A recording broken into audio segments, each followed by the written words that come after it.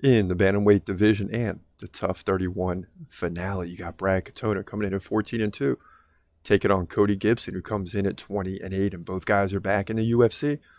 They got an opportunity to keep it that way. Gibson, 4 inches taller at 5'10". He's 35, Katona 31. Gibson's got a 6-inch reach advantage. That's significant. Both guys stand right-handed. Now, Katona lands like 3.3 significant strikes per minute to 2.5 for Cody Gibson. So Katona's got an advantage in activity, right? One more significant strike per minute, roughly. Takedown game, slightly in the favor of Cody Gibson, who lands like 2 over the course of 3 rounds. Katona's going to land 1 every other round. So maybe he can get 2 and equalize it there. Katona also 47% takedown defense. That does not help here. That could be a problem in this fight. He's coming off losses in the UFC, that I might add. He's fought other times in the Ultimate Fighter and things like that, so he's gotten better. But he lost to Hunter Azur by decision and Merab Dvalishvili by decision. And that's why guys like this get another chance. You know, Hunter Azur, good fighter. Merab Dvalishvili, ridiculous fighter. So at the time when he's being bounced from the UFC in 2019, the UFC doesn't know how good these up-and-comers are going to be. It turns out that Katona had a tough schedule. Now, Cody Gibson, 58% takedown defense.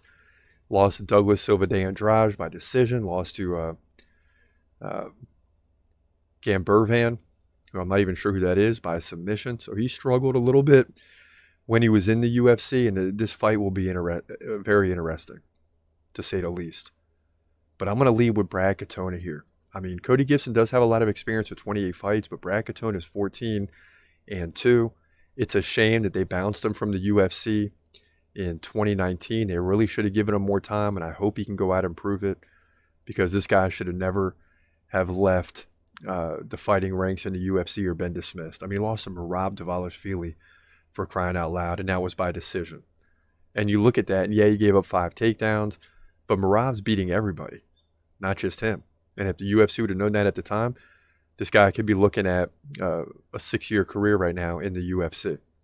It just didn't work out that way. Now, he's actually won the Ultimate Fighter as well back in 2018, where he won by decision in dominating fashion. So he's got the experience. He might run the table again. Can you imagine proving yourself twice?